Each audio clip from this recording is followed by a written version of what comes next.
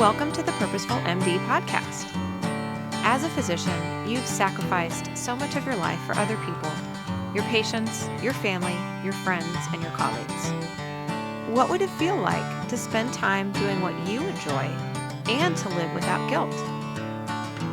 I'm your host, Dr. Laura Sutton, a family physician, certified coach, and business owner. If you're a medical professional on a journey towards your most purposeful life, a life with more time and energy, and ultimately more joy, then this is the podcast for you.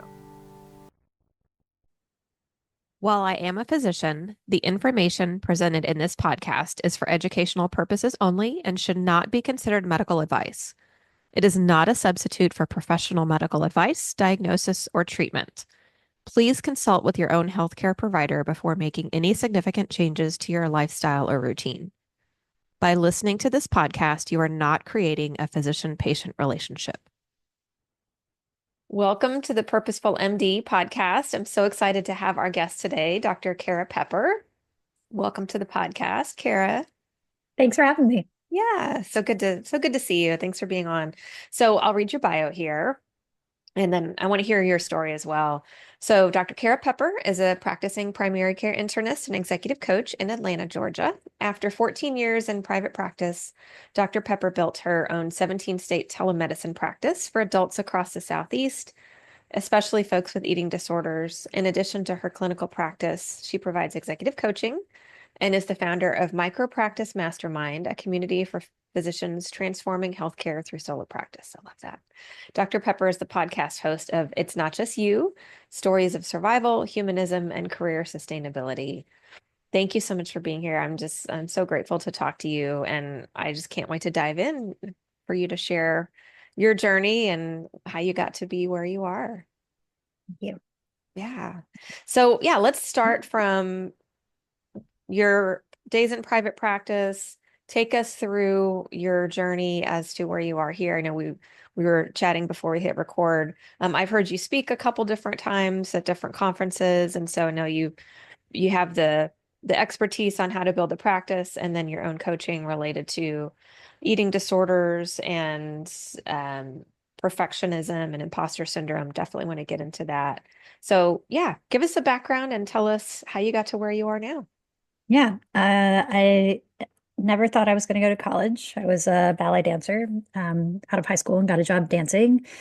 And when eating disorder injuries and basically ended my career, I had to figure out what I was going to do. Thought I was going to be a physical therapist, but my orthopedist said my personality was better suited for medicine, which I think is a nice way of saying I like to be in charge. So instead of dealing with the grief of leaving dance, I just did what I was really good at, which is to like put my head down and work really hard. And I did fine, looked good on paper, went to a great residency here in Atlanta and then joined a typical private practice that was large, 18 docs at the time, and grew very quickly to about 70 docs, was bought out by a hospital system. And I worked there for 14 years. Never thought that I was going to leave that practice, really just thought all the feelings I was having about feeling trapped or overwhelmed or continually trying to contort myself into this role of this, as the screws kept getting tighter and tighter on productivity, just thought like there's something wrong with me. If I could just fix myself, then I could, assimilate here a little bit better. So every couple of years would try to do new things, change my schedule, change my hours, change my clinical focus, change, my part of town, reduce my commute. I tried to do all these things. About 7 years into my career, just epically burned out, could not get out of bed anymore and felt profoundly ashamed, like there was something wrong with me. And in that window, a lot of folks came to me like I had some answers. I had no idea what to tell them, but I just figured out that they were really burned out and overwhelmed and struggling too. So, kind of came back to the practice, tried to reinvent myself, and then COVID happened. And it became very clear to me that I could be dead within a week and I would regret the way I was living my life. I wanted to practice medicine, but definitely did not want to practice it that way. And so thought maybe I could ride out my non-compete with a telemedicine gig. So started a telemedicine practice. And after 2 years, went back in person. So now I've got a cute little micropractice office where I see patients and help support colleagues who are trying to do the same. So that's the short of it. Lots to dig into there. Yeah. Thanks so much for sharing that. I'm so happy to hear that you've overcome that burnout yourself and that you're Mhm. doing something that you just love. And um, that just makes me so happy. Take us back to that time when you were really burned out and what what was it that helped you move through that and come out of that on the other side?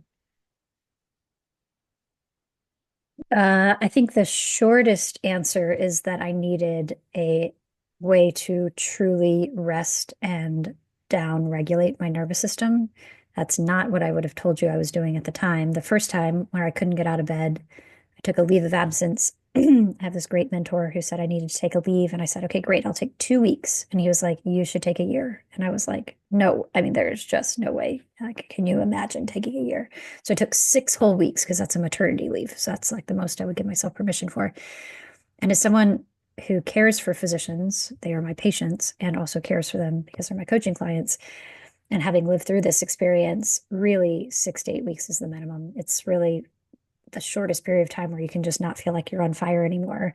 But I spent that time cooking and taking my kids to school and doing yoga and basically nothing else. I just needed time to just like settle. And I definitely did not feel ready to go back to work, but I felt like I could at least marginally tolerate it. And then I kept, tweaking things. And then the second time I burned out was as I was leaving my practice. The pandemic was happening. I was leaving, and the process of leaving was so exhausting and overwhelming. And I was doing it alone, which I think was part of it. I didn't have a community of docs who were doing similar things, that I was carrying this emotional load I probably didn't have any business carrying. And so I thought I was going to open my practice in 6 weeks after I left. And it was clear to me in the first week, I was like, there is no way I'm going to be ready. Like, I just need time to like settle. And every month that went by, I would think, oh, I feel so much better. Then like another month would go by and be like, oh no, actually, this is what it's supposed to feel like. I started the practice after 3 months, but it really took 9 months for me to feel human again. And so time is a luxury that we don't often give ourselves permission for, but in whatever way you can get it, we can't make really great, intuitive, grounded decisions when we're in survival mode. And so down regulating so we can actually rest and recover, that's where our next step answers always lie, is in that rest. It's diastole, right? Yeah, you said down regulating a couple times and what comes to mind for me when I hear that is that's not a process that we can rush, right? That's right. We can't do that ourselves. Right. Yes. If there's some efficient way, and believe me, I tried to do it efficiently. I would drink wine on the weekends. I would like go on a vacation. I would do yoga, retreats. I would try to do these things, but your body did not learn how to live in fight or flight mode continuously, overnight. Like it took us years and years of practicing medicine to kind of get there. And so it takes a long time to unwind those behaviors. If you're someone who just the thought of sitting in silence on the couch makes you want to cringe, like you'll know what I'm talking about. Yeah. Yeah, that thought that, well, if I'm not doing something productive, then Mhm. I'm useless. I'm no That's good right. to anybody. Yeah. That's right. That's right. Yeah. Yeah. Yeah, that survival mode that you talk about, I hear a lot of my own story and what you share and stories that I hear from my clients as well, my physician clients and just colleagues about the fact that we're trying to contort ourselves into this, put a square peg in a round hole or whatever that is, Yeah. that you thought there was something wrong with you. And I Hmm. hear that so much. I felt that myself when I was in also a large corporate environment, also for 14 years. Worked with incredible people, amazing people, Hmm. and yet kept getting the message that I'm not enough Hmm. and I'm not valued and that my work wasn't important and really what I loved, which was coaching and physician engagement, well-being, mental health just wasn't that wasn't enough of a line item, Hmm. to really make an impact. And so it's this message that, well, maybe, yeah, like you said, maybe something's wrong with me. Maybe I'm Hmm. the one that needs to change. And so I think that's something that a lot of physicians can relate to. I hear that Yeah. a lot, feeling like, well, if I go somewhere else, it's not going to be any better, or I could do telemedicine or I could start my own practice, but I don't have the skill sets. I hear things that break my heart, like, well, I'm just a pediatrician. Hmm. I'm just a XYZ. I actually heard the other day, I'm just a neurosurgeon. I was like, What? You're Yeah. literally a brain surgeon. Like that's the Mhm. joke about the most Yeah. intelligent people in the world. You're literally Yeah. a brain surgeon. Yeah. Um, so as a coach, how do you navigate that when you hear that from your clients? Several ways, several things. So one, we are in pursuit of excellence, but we often get that confused with perfectionism. Like I can be enough when I'm okay. I can be enough when I'm creating productive things in my life. I can do it when I've suffered enough. Like some of the questions I'll ask people is like, how do you know you've done enough work for the day? And often people are like, well, I'm just like brain dead exhausted, or I don't know, I'm falling asleep driving, or I'm really irritable with my family. Like those are not metrics of success in my mind, you know? So we're just taught that, you know, how much is enough? More is enough. And what I would like to offer is that there is no more patients that you ever need to see for the rest of your life. Your moral debt is paid. People are alive because you were the med student, the resident, the fellow, the attending in the room. And, asking yourself, like, how many more patients do I need to see in order to know that I made a difference in this world? And the answer is zero. That's my opinion. And getting people to get to a place where they believe that the work that they've done is valuable, I think then opens up the possibility of change. Like, okay, yeah, anything I do from here moving forward, even if my student loans are paid, are not paid, my moral debt is paid. And so whatever I do from here moving forward is by choice. And this idea that we have no transferable skills is total baloney. I mean, we have so many skills and so much education. It's just how do you want to apply that? And so if you can do crash C-sections or operate on someone's brain or manage a complex family dynamic because you're their pediatrician, like you can figure out how to build a business, how to make another source of revenue. Like those are just learned skills, just like the ones that you currently have. So we're never stuck. And what you're not changing, you're choosing. And so you can say that you're stuck, but like that becomes your choice. Like I'm choosing to stay here and be miserable. And you deserve better than that. Yeah, absolutely. Absolutely agree. I think we sell ourselves so short and it's just so interesting where this voice comes from. A lot of it is, I mean, your background as a dancer and your some of the messages that you likely received about who you are and your body and all of those types of things, I'm sure played a role. And the messages that we receive as physicians in our training about who we are and who we have to become, and we have to be perfect. We can never make mistakes. We can never show any signs of emotion. We can't take care of ourselves. You're stuck in a 9-hour case. You can't go to the bathroom.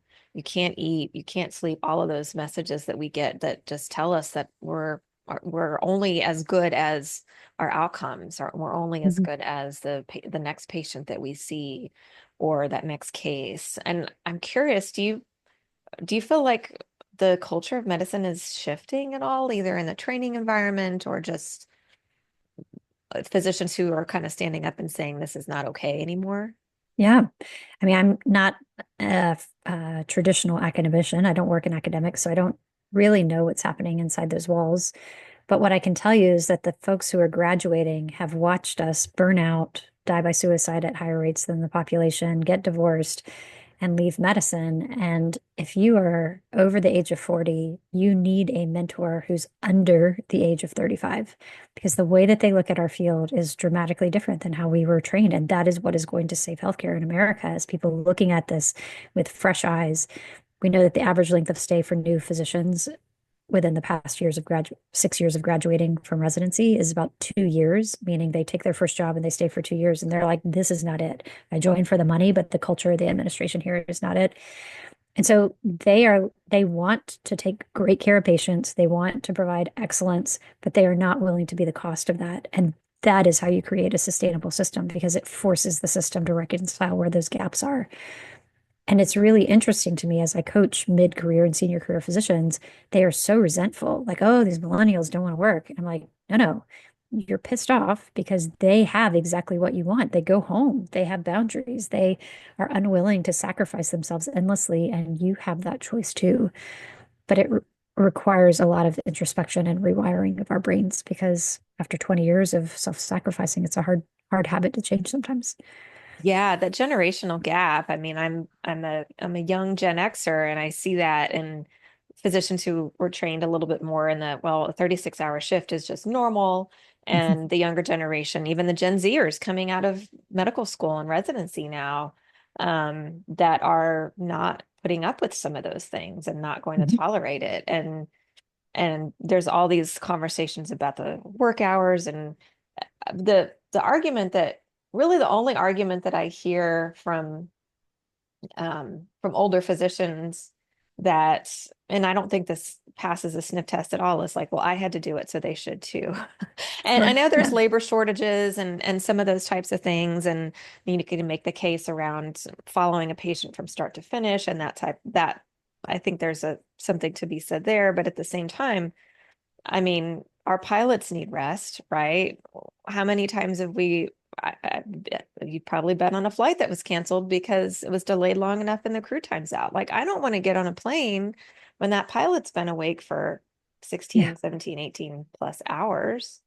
Yeah. I mean, Um, the question really when we have these conversations is who benefits from this suffering? right, And it's not the patients, it's not the clinicians. It is truly that our government does not have to fund additional residencies or longer residencies, and that hospitals get free labor or heavily discounted minimum yeah, wage labor. And for me, when you trace down the money, like who's benefiting from the suffering, it's a good question for any problem. It it really it's easier for us to pit generational doctors against each other, but the answer is like we are all in this together. Like right. you 60-year-old doc, you didn't need to work 36 hours to learn how to practice medicine. You Hmm. just needed a different system that didn't exist at that time. And so healthcare is not, it is on a crash course for implosion with decreasing reimbursement and elevated costs. And for people who are stepping off that system to say, I want to do this differently, I want to create a sustainable career, I want an environment that's healing for me and my patients, it can be done within the insurance model, but it cannot be done in the way that we're currently doing it. So leveraging technology, leveraging new modalities, like the folks who are coming out of training are looking at our healthcare system with fresh eyes and are able to reinvent these things. So I actually am optimistic and despite despite all evidence pointing otherwise, Yeah, that we can really make something beautiful out of this. But what we've got right now has got to change. I mean, yeah, we used to leech people for a living. We don't I do know. that anymore, right? Like we can change. Right, Like, exactly, right. exactly. I love that question you said a couple times. Who benefits from the suffering? That's brilliant. I feel like I need to use that in my own life a lot of times because Mhm. um it's yeah, the answer is well, nobody. Yeah, or the people that we don't want to incentivize, right? Like we're Right. trying, if we truly are in this for the patients, then sometimes that means taking these really hard stances. Yeah, yeah. Tell us about what what a micropractice is, because a lot of our listeners might not know, and then how you've built your practice and then your coaching and consulting model around it. Yeah. So micropractice is exactly what it sounds like. It's a really tiny practice. And in my world, that looks like just me. I have a virtual assistant who helps with some scheduling and lots of administrative work and keeping me organized. But if you're a patient, you self-schedule, you come to my office. I have one exam room. I draw your blood, I do your EKG, I spend an hour with you. I'm the person answering the emails. And I built a practice model around that. It can evolve into smaller practices, like you start hiring people. And certainly I'm an internist, so I'm not doing OR work. I don't need major procedural space, but it's the smallest, it's like an atom. It's the smallest little unit of what a practice could look like. And after being in a big corporate system, I wanted to practice medicine differently. It's the number one thing my coaching clients say to me. I just want time with my patients. But I wanted to have the nimble ability to beta test things, try and fail and augment those things and really customize a practice around the patients that I'm serving specifically. How did I build it? I had no idea what I was doing. I came home to my husband and told him I quit my job. And then when he was like, "What's your business plan?" I was like, "My plan is that I'm going to see patients and they're going to pay me money." He was like, "Oh God, we're fucked." Excuse my language. Like, okay, like we're wow, okay, it's not a plan, babe. So I had no like real training in how to do this, but again, it's not that hard. We have the ability to ask questions, we have the ability to do research, we have the ability to network, we have the ability to lead teams. And so I just kind of elbow greased my way through it. And in doing so, similar to when I was burned out and people came to me for burnout advice, I built a solo practice and was happy practicing medicine again. So people came to me for hey, can I just take you out to coffee? Hey, can I ask you about how you built your practice? And so I decided finally that all those people need to be in the same room. So built this coaching program called Micropractice Mastermind, where folks who want to build their own practices come and we go through from nuts and bolts, like how do you choose an EMR to what is marketing to what's a business plan? And so it's been amazing because I knew, even though I'm a total introvert and love not having a lot of noise in my day to day, I really wanted to be in a community of people who are practicing that way. So we've got this nationwide community of physicians. And then I built a solo practice docs group here just in Atlanta for just local folks. So there's like 50 of us in there. So it's been really connected, even though I'm in solo practice, which is really cool. That's awesome. I love that. I love it. Are you still doing telehealth? Yeah, so it's a big part of it because in those 2 years I was writing out my non-compete, it grew to 17 states. And so I see folks from all over. And like I mentioned, I do eating disorder care. There's really not a lot of adult medicine doctors who do that. So there's a real gap. So people see me remotely, but I have an in-person office too. And people see me in person when they can. And that's been really interesting because even though reimbursement and the government is kind of leaning away towards telemedicine, it is absolutely necessary to close the gap in access to care for not just my field, but many, many fields. And honestly, there's so much of what I do as a, thinking brain doctor, not a procedure doctor. Like I don't need someone to drive across town for me to have a conversation about what their mood is like. So Mhm. I mean, convenient, if not anything else. So that's been really neat. Yeah, that sounds really fulfilling. I can just see the energy in your face as you're talking about it. Yeah, it's really Yeah. great. It was clear to me during COVID that I could be dead next week and I would have really, really regretted living my life the way I was, even though it looked great on paper, even though I was making good money, even though I was serving a lot of patients and, was in a really reputable practice. I just knew in my bones that I would regret not making those changes. And perhaps I just felt mortal for the first time. But I just wanted to do it differently. And it was something that I'd known for a long time, but I couldn't unknow that. And so I just needed to get started. And so it was scary, but it was necessary. And when we talk about behavior change, for our patients, for example, you're counseling someone on lifestyle changes, there needs to be a really acute reason. When people come to me for physicals, they'll say, I want to be healthy, which is like so nebulous. What does that even mean? So I'll ask them, what does that mean to you? And they're like, oh, I think I need to lose weight. I'm like, okay, why do you need to lose weight? And they're like, well, I want to be able to get on the floor and play with my grandkids and get up again. I'm like, okay, so we're talking about mobility, we're talking about pain control, we're talking about social connection. Those are reasons, not just like healthy, because healthy doesn't get you out of bed to like put on your running shoes. And so I think from a career standpoint, yes, I knew that I wasn't feeling well. My husband and I would just kind of shrug it off and be like, oh, this is adulting, it's just Mhm. work is suffering and then you die. But, Yeah. but then it became clear to me, like, I don't want my life to be like this. And like, I may be actually dead next week. So I just need to, like, as they say in Shawshank Redemption, like get busy living or get busy dying. Like it is time. And so it felt acute to me in a way that it never had. And so that's, I think, the thing that finally got me over the hump, which I've been thinking about for a long time. Yeah. Yeah. I mean, it sounds like, you talk about what are the different pictures of health and what does health mean to different people, that Mhm. the environment that you're living and practicing in was not healthy for you. No. And so you needed to make that change so that you could mind, body, soul, all of that kind of that stool, Yeah. have all that health. Yeah. Yeah. Yeah. That's right. That's right. Yeah. So I was coaching someone earlier this week. Um, she came to me for, burnout and work-life balance related stuff. And it's been interesting to help her dissect this down into from a business modality. Like they have what they call KPIs, key performance indicators. And so, like, how do you know that you have work-life balance? For her, she's a surgeon, so she's like, I want to be out the door an hour after my last patient with no work to do. I'm like, okay, so let's like retrofit that. Let's like reverse engineer, like where are all the barriers that keep you from getting out? There's administrative stuff, there's insurance stuff, there's staffing stuff. So we kind of looked at all of those things. And so she came back to me this week for kind of an update and was like, oh my gosh, everyone's on board. It's so exciting. The business people know that I'm speaking their language now and they can help me curate these goals and get the staff trained and all those things. And she's like, yeah, so I think I can like get out of work on time. And I was like, that's great. Like, that's step one. I'm glad you're doing that. But like, I don't think you're dreaming big enough. Like, what would be great for work?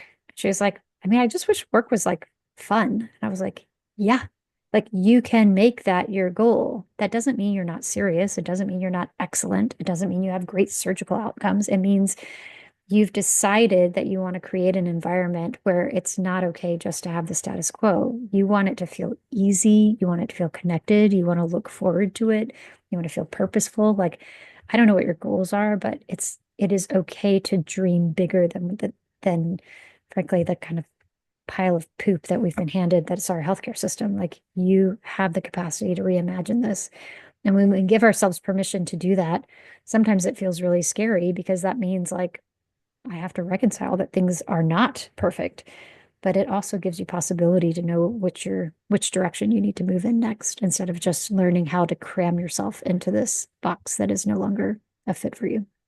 Yeah, I see that too. It's so interesting that we've forgotten how to dream. You know, Hmm. we had dreams of being a physician at some point in our Hmm. lives. We had to have, or we wouldn't have gone through everything that we did to Hmm. become one. And so where where did that switch get flipped where we no longer dream about this having this life that we love? So yeah, I see that too in my clients and my physician colleagues. It's like, oh, whatever that example is a great one. I want to leave an hour after my last patient is done. Um, but why aren't we dreaming bigger? Why don't we think that work can be fun and we can enjoy it and be Yeah. fulfilled by it? Well, the truth is, if you're in your fight or flight state, if you're in that continuous survival mode, that is not where our brain is hardwired to do. It's Right. designed to like problem solve and complete the task at hand for survival. And it really isn't until we get into diastole, until we get into that parasympathetic space where our creativity, our intuition, our problem solving comes on board. It's like when you're walking the dog or you're like standing in the shower, all of a sudden you Hmm. have this like great idea or solution. It's that feeling. And that's not what it feels like to practice medicine most of the time. So of course we're not dreaming bigger. Our goal is to figure out how can I survive today? And our patients deserve better. We deserve better. Our country deserves better. So it's Yeah, on us. No one's coming to save us. We right. get to save us. Yeah, that's scary and empowering at the same time. Yeah. And as physicians are losing autonomy in a lot of places around the country, I agree with you that I'm optimistic about the future of healthcare when more physicians can step into their own power and step up and say, this is not okay. And Mhm. then if we have patients that are also chanting that, Mhm. with they're the consumers of healthcare, then I think we can make a lot of progress. Yeah. Yeah. So if somebody is, I just want to ask you real quick, if somebody is considering starting a micro practice, Mhm. where should they start? Oh. There's lots of resources out there, which I'll point to in a minute, but I think the first step is to make sure one of several things. One is what are you trying to create and why? Like, what are you solving for? Some people will say, okay, great. Well, I'm feeling burnout in this practice, so I'm just going to go build a new one. Well, guess what? Your brain comes with you. So you're just going to create the same patterns. So really understanding what you're solving for and getting outside of your echo chamber. If you're just talking to the same people who are doing it the same old way, like you're not going to get any new ideas. So this is a great opportunity to listen to podcasts outside of medicine, like listen to business stuff, listen to people who are artists, listen to people who are just reimagining things. Talk to doctors who are really happy practicing medicine, what works for them, what doesn't. I mean, that's a lot of what I talk about on my podcast. There's a lot of people happily practicing medicine. You get to hear their stories. And I think pragmatically making a financial plan. That's the number one question people ask is like, how much is this going to cost me and how long will it take me to be financially viable? And whether you decide you're going to borrow money from a bank or a person or you're going to self-fund, you need a financial plan. And so the first step may be, I don't even know what I want to build, but I need an escape from this place. It may be that you just need to start saving some money, putting some money aside so that you have this runway, so that you have a window to get out of your current job. In terms of resources, if you can find me, I have links to a lot of the stuff on my website and social media. Kara with a K, Kara Pepper MD is my social media handle. And my website is Kara Pepper MD Coaching. And there's like, I have checklists, literally just like for a good old checklist, like the things that need to get done in order to build a practice. I have lots of webinars on there that you can like learn about all the mistakes that I've made as I built my practices. On my podcast, we talk a lot about the pragmatics of that. There's a new podcast that's out called How to Hang a Shingle. I think that's what it is, or Hang a Shingle. And it's a family medicine doc, Dr. Anderson in Alabama, who is very pragmatic about how to build a practice. And I would just say listen to people who are doing things differently, because if you're just listening to the same old thing, it's going to be recreating the system that you don't already like. So give yourself a financial cushion and then just start imagining again. Those would be the two main things. Yeah, I love that. I love it all. And yes, we'll put links to your website and your social media in our show notes for folks to find you. Because if I were going to start a micro practice, you would be my first phone call. So I know our listeners will find a great deal of resources in what you're sharing and the mastermind. I mean, that's the great part of community, right? You're hearing about what Yeah. other people are struggling with, and you can share that experience with people that are on the journey with you. Yeah, that's exactly right. Yeah. I did it alone. I don't recommend that. So doing it in Yeah. community of people where you can literally be like, where did you get the sign for your front door? Or like, Yeah. who's your attorney? You know, it's very helpful to have people who are struggling with the same thing. How do I find staffing? All that kind of stuff. Yeah. Yep. Thank you so much for being here. Is there anything else you'd like to share with our listeners? Just that you are not stuck. This is your life, yours, and you can spend it however you want, and you are not stuck doing the thing that you've been doing for a while. It is okay to change and evolve. My husband, who's not in medicine, is an MBA, and if he was still in the same job he had when he graduated from business school at 27, people would think there's something wrong with him. They would be like, have you not imagined more for yourself? Have you not developed any new skills? Are you really still 27? And so it's expected that people change jobs every couple of years. And it is a sign of personal growth if you feel like you no longer fit into the space that you created for yourself. It is okay. It's Yeah. okay to change. Love that. Shout it from the rooftops. Mhm.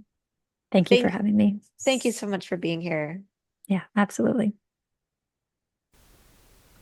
Thank you for watching The Purposeful MD on YouTube. If you like what you see, please like and subscribe. Please also visit www.thepurposefulmd.com for free downloads or to discuss working with me as your coach.